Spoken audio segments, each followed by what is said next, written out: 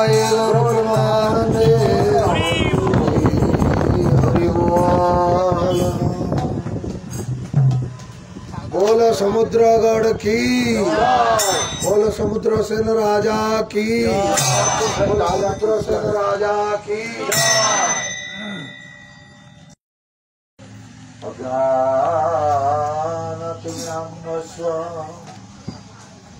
ज्ञानाञ्जनशलाकया चक्षुरुन्मिलितं येन तस्मै श्रीगुरवे नमः। वाञ्छाकल्पतरुभ्यश्च कृपासिन्धुभ्यो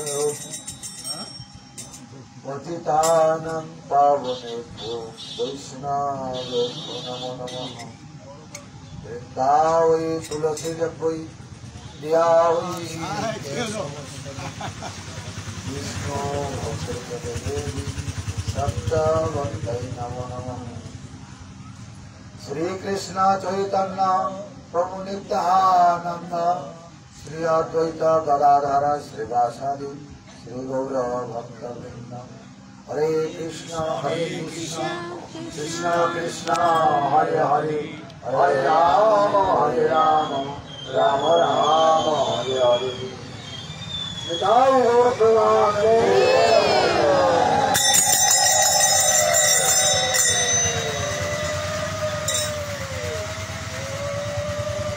गुरु गौरांगेर अपार करुणाय আমরা নবদ্বীপ ধাম পরিক্রমা করতে করতে যে স্থানে উপস্থিত হয়েছে এটা হচ্ছে সমুদ্রগড়। হ্যাঁ, সমুদ্রগড় সমুদ্র সেন রাজা ছিলেন, তার রাজবাড়ি ছিল। এরা পূর্বে আমরা যেখানে ঢুকেছিলাম এটা হচ্ছে কুলদ্বীপ, আর এটা হচ্ছে ঋতুদ্বীপ। হ্যাঁ, আজকে 4টে দ্বীপ পরিক্রমা হবে। 2 দিনেতে 3 দিনেতে আমাদের 4টে দ্বীপ পরিক্রমা হয়েছে। আর আজকে হবে 4টে দ্বীপ। প্রথমে আমরা গেলাম দেবানন্দ গৌড়ীয় মঠে, যেখানে হয়েছে সেটার নাম হচ্ছে কুলদ্বীপ। বরাহদেবকে কুলো বলা হয়। বরাহদেব, বরাহ ভগবান বরাহদেব যে স্থানে অবস্থান করেছেন সেই হচ্ছে সে স্থানটি কুলদ্বীপ, অর্থাৎ অপরাধ ভঞ্জন স্থল। দেবানন্দ পণ্ডিত বলে একজন পণ্ডিত ছিলেন। সেই দেবানন্দ পণ্ডিত তিনি ভাগবত কথা কীর্তন করছেন। ভাগবত আর পড়ুয়ারা যারা যারা শিষ্যরা সেখানে ভাগবত কথা শ্রবণ করছে। টোল ছিল ভাগবত অধ্যয়ন করাতে। আর কৃষ্ণের লীলা কথা আলোচনা হচ্ছে। সেই সময় তখন শ্রীবাস পণ্ডিত সেই রাস্তা দিয়ে যাচ্ছিলেন। কৃষ্ণের অদ্ভুত রূপ লীলা কথা শ্রবণ করে শ্রীবাস পণ্ডিত তখন কি করলেন, ওই টোলের ভিতরে ঢুকে পড়লেন। টোলের ভিতরে ঢুকে পড়ে কৃষ্ণ কথা শ্রবণ করে তখন এমন প্রেম হয়েছে, এই হা কৃষ্ণ বলে তিনি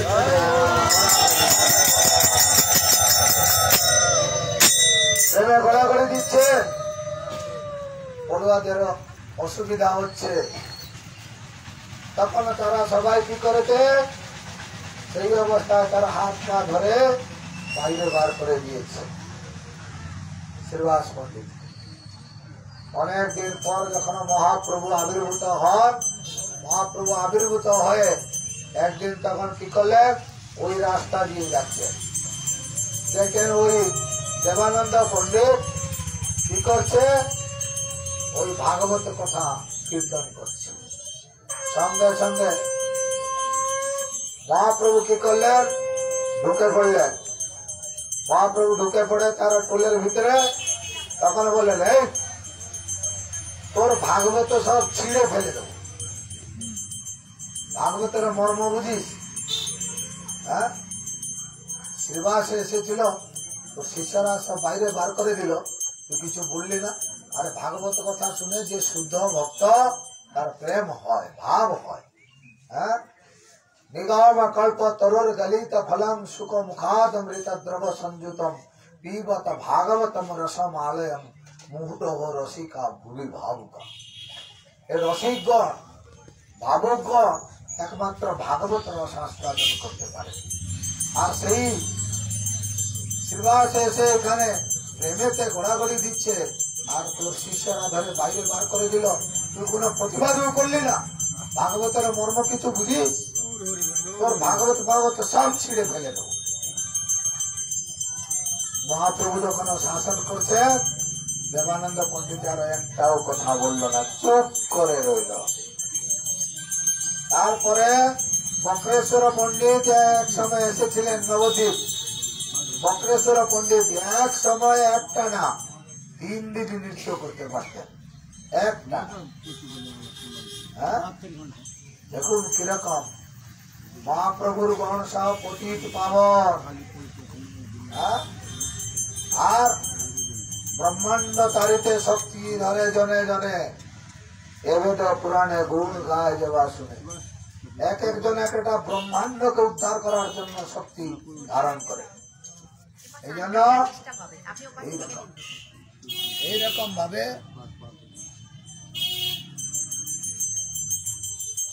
তোর ভাগবত নাই, বক্রেশ্বর পণ্ডিত এসেছেন নৃত্য করতে। আর বক্রেশ্বর পণ্ডিতকে দেখবার জন্য চারদিক থেকে সবাই তখন কি করেছে, ঘিরে আসছে। তার জায়গাটা ছোট হয়ে যাচ্ছে।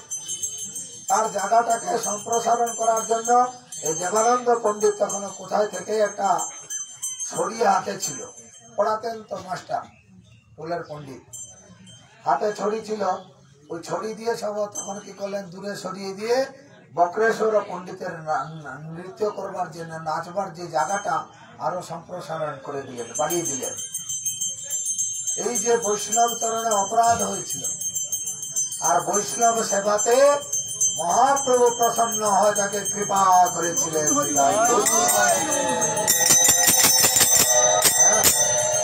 এই জন্য বৈষ্ণব চরণে অপরাধ হলে বৈষ্ণব সেবার দ্বারা সেটা খণ্ডন হয়। এই জন্য নরোত্তম দাস ঠাকুর বলছেন, হরিস্থানে অপরাধে তারে হরিনাম, তোমার স্থানে অপরাধে নাহি কয়রাম। তোমার হৃদয়ে সদা গোবিন্দ বিশ্রাম, গোবিন্দ কহে না মম বৈষ্ণব পরাম। এই যে বৈষ্ণবের কৃপা যতদিন পর্যন্ত না হচ্ছে, ততদিন পর্যন্ত আমরা ভগবানের সান্নিধ্য পাব না।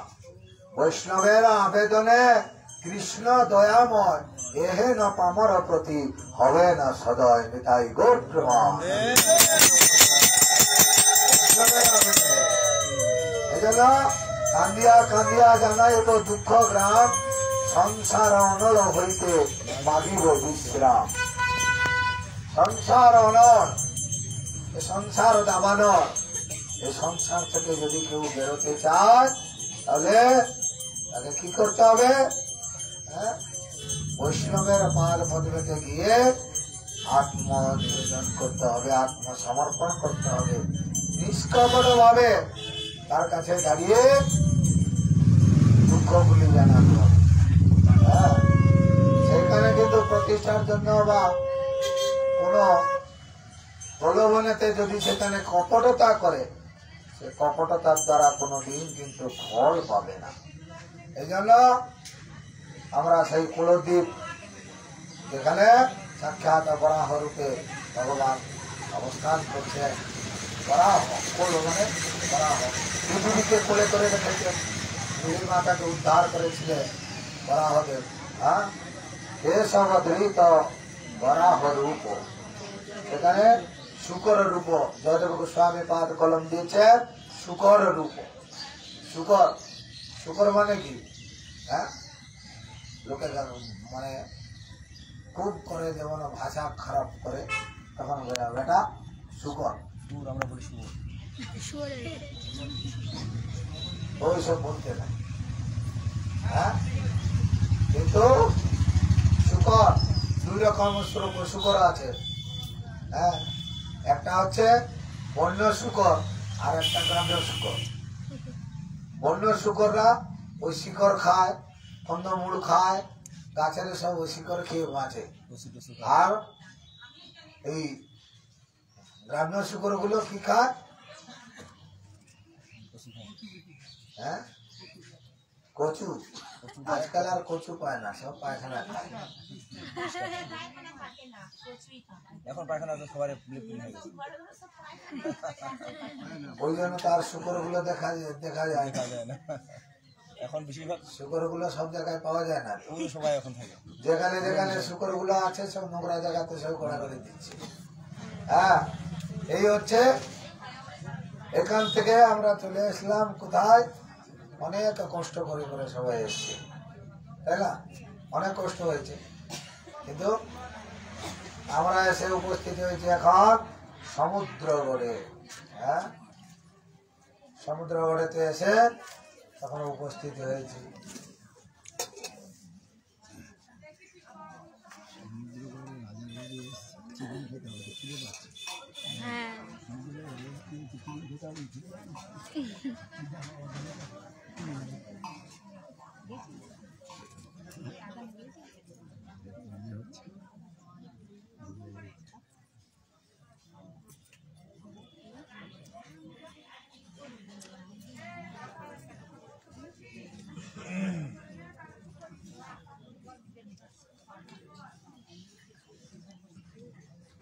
এটা হচ্ছে আমাদের যে বড়দ্বীপ, বড়দ্বীপে পর্বতাক্ষ এই স্থান হয়, সেই হইতে পর্বতাক্ষ হইল পরিচয়। ওই জীবী নিত্য লীলাময় বৃন্দাবনে, গিরি গোবর্ধন জানে ভক্ত জনে। শ্রী বহুলা বন দেখ ইহার উত্তরে, রূপেরা ছটায় সর্বদিক শোভা করে। বৃন্দাবনে যে যে ক্রমে দ্বাদশ কানন, সে ক্রম নাহি কয় হেতা বল্লভ নন্দন। প্রভু ইচ্ছা মতে হেতা ক্রম বিপর্যয়, ইহার তাৎপর্য জানে প্রভু ইচ্ছাময়। যেই রূপ আছে হেতা দেখো সেই রূপ, বিপর্যয়ে প্রেম বৃদ্ধি এই অপরূপ। কিছু দূর গিয়া প্রভু বলেন বচন, এই যে সমুদ্র গড়ে কর দর্শন। সাক্ষাৎ দ্বারকাপুরী, হ্যাঁ, শ্রী গঙ্গা সাগর, পুরী তীর্থ আছে হেতা দেখ বিজ্ঞাবর। শ্রী সমুদ্র সেন রাজা ছিল এই স্থানে, বড় কৃষ্ণ ভক্ত কৃষ্ণ বিনা নাহি জানে। যবে ভীমসেন আইল নিজ সৈন্য লয়ে, হেরিল সমুদ্র গড়ি বঙ্গ দিগ্বিজয়। হ্যাঁ, ভীমসেন এসেছিল একবার এই রাজ্য আক্রমণ করার জন্য। হ্যাঁ, আর সেই সমুদ্র সেন রাজা রাজা জানে কৃষ্ণ এক পাণ্ডবের গতি।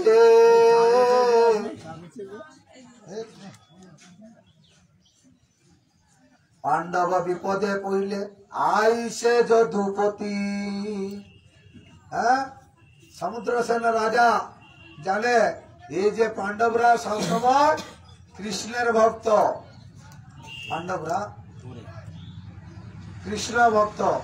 এই জন্য যদি এদের কখনো কিছু অসুবিধা হয় তাহলে কৃষ্ণ এসে উপস্থিত হবে।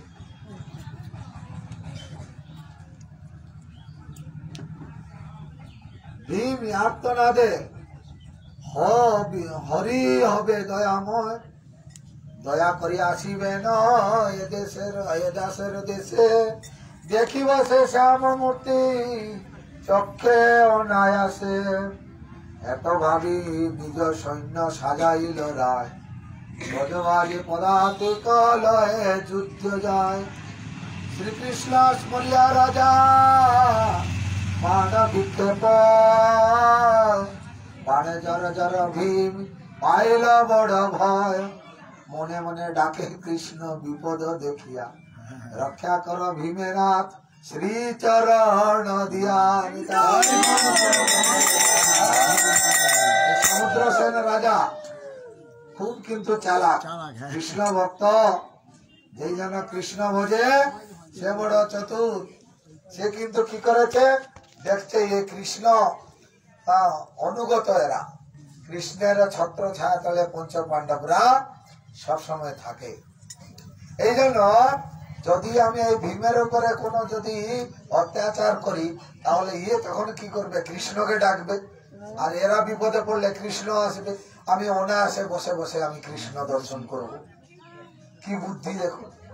হ্যাঁ, সমুদ্র সেনের সহ বুঝিতে না পারি, ভঙ্গ দিলে বড় লজ্জা তাহা সইতে নারী, পাণ্ডবের নাথ কৃষ্ণ পাই পরাজয়, বড়ই লজ্জার কথা ওহে দয়াময়, ভীমের করুণনাদ শুনি দয়াময়, সেই যুদ্ধস্থলে কৃষ্ণ হইল উদয়, না দেখে সে রূপ কেহ পূর্ব ঘটনা, শ্রী সমুদ্র সেন মাত্র দেখে একজনা, নবজলধর রূপ কৈশোর মূরতি, গলে দোলে বনমালা মুকুতার পতি, সর্বাঙ্গে অলঙ্কার অতি সুশোভন, পীতবস্ত্র পরিধান অপূর্ব গঠন, সে রূপ দেখিয়া রাজা প্রেমে মূর্ছা যায়, মূর্ছা সম্বরিয়া কৃষ্ণে প্রার্থনা জানায়, তুমি কৃষ্ণ জগন্নাথ পতিত পাবন, পতিত দেখিয়া মোরে তব আগমন,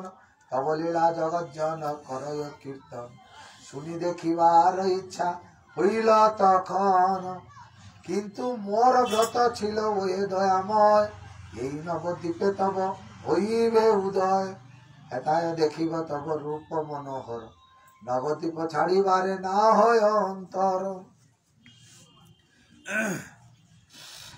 সেই ব্রত রক্ষা মোর করি দয়াময়, নবদ্বীপে কৃষ্ণ রূপে হইলে উদয়, তথাপি আমার ইচ্ছা অতি গূঢ়তর, গৌরাঙ্গ হউন মোর অখির গোচর, দেখিতে দেখিতে রাজা সম্মুখে দেখিল, রাধা কৃষ্ণ লীলা রূপ মাধুর্য তুল, শ্রী কুমুদ বনে কৃষ্ণ সখীগণ শোনে, অপরাহ্নে করে লীলা গিয়া গোচারণে, ক্ষণেকে হইল সেই লীলা দর্শন, শ্রী গৌরাঙ্গ রূপ হেরে ভরিয়া নয়ন, মহাসংকীর্তন বেশে সঙ্গে ভক্তগণ, নাচিয়া নাচিয়া প্রভু করেন কীর্তন, পুরট সুন্দর কান্তি অতি মনোহর, নয়ন মাতার অতি তাপায় অন্তর, সেই রূপ হেরি রাজা নিজে ধন্য মানে, বস্তু বহু স্তব করে তবে গৌরাঙ্গ চরণে, কতক্ষণে সে সকল হইল জনার্দন অদর্শন, কাঁদিতে লাগিল রাজা হয়ে অন্নমন, ভীমসেন এই পর্ব না দেখে নয়নে, ভাবে রাজা যুদ্ধে ভীত হইল এতক্ষণে, অত্যন্ত বিক্রম করে পাণ্ডুর নন্দন, রাজা তুষ্ট হয়ে কর যাচে ততক্ষণ, করপে ভীমসেন অন্য স্থানে যায়, ভীম দিগ্বিজয় সর্বজগতে গায়, এই সে সমুদ্র গড়ি নবদ্বীপ সীমা, ব্রহ্মা নাহি জানে এই স্থানের মহিমা, সমুদ্র আসিয়া এটা জাহ্নবী আশ্রয়ে, প্রভু পদ সেবা করে ভক্ত গণ লয়ে, জাহ্নবী বলে না সিন্ধু অতি অল্প দিনে, তবে তীরে প্রভু মোর রহিবে বিপিনে, সিন্ধু বলে শুনো দেবী আমার অবচার, নবদ্বীপ নাই ছাড়ে সচির নন্দন, যদ্যপি কিছুদিন রহে মম তীরে, অপ্রত্যক্ষে রহে তবু নদিয়া ভিতরে, নিত্যধাম নবদ্বীপ প্রভু রহে তাই, প্রকট ও প্রকট লীলা ভেদে গায়, হেতা ও হেতা তবাশ্রয়ে আমি রহিব সুন্দরী, সেবিব শ্রী নবদ্বীপে শ্রী গৌরাঙ্গ হরি, এই বলে পরনিধি নবদ্বীপে রয়, গৌরাঙ্গের নিত্য লীলা সতত চিন্তয়, তবে নিত্যানন্দ আইলা চম্পট্টগ্রাম, বাণীনাথ গৃহে তথা করিল বিশ্রাম।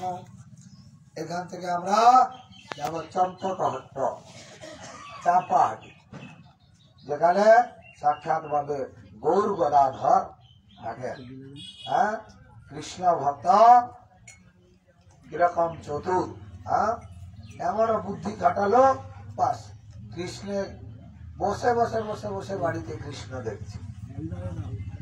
এই জন্য ভক্তদের উপরে যদি কোনো অত্যাচার কেউ করে, ভগবান কিন্তু তাকে ছেড়ে কথা বলে না। কথা বলবেন না, আপনি 5 মিনিট বলেন, তার ভিতরে আমি খেয়ে দিচ্ছি। হরে কৃষ্ণ। হ্যাঁ, আমাদের কান্তি প্রভু 2 মিনিট বলবে।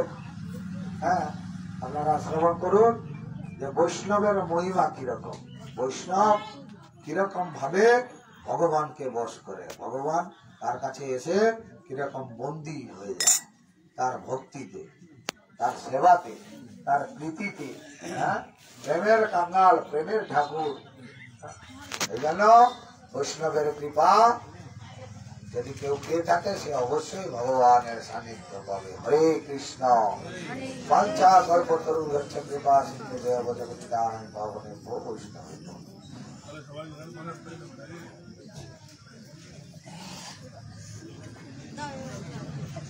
হরে কৃষ্ণ।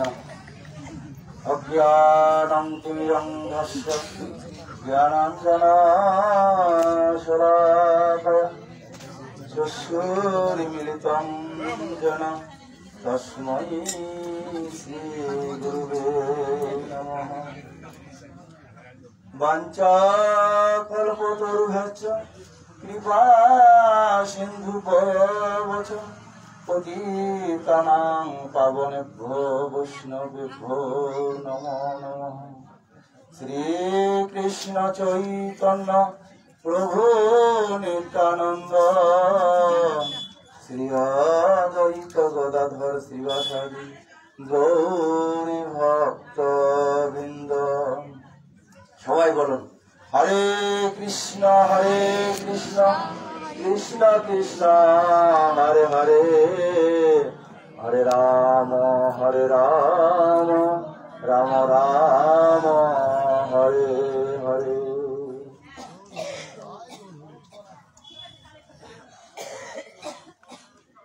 তীর্থদণ্ডী স্বামী ওম বিষ্ণুপাদ অষ্টতা শত ভক্তি জীবন আচার্য গুরু মহারাজের চরণে আমার কোটি কোটি দণ্ডবোধ। উনি প্রসন্ন হন। মঞ্চে উপবিষ্ট তীর্থদণ্ডী স্বামী ভক্তি নয়ন তীর্থ গোস্বামী মহারাজের চরণে আমার কোটি কোটি দণ্ডবোধ।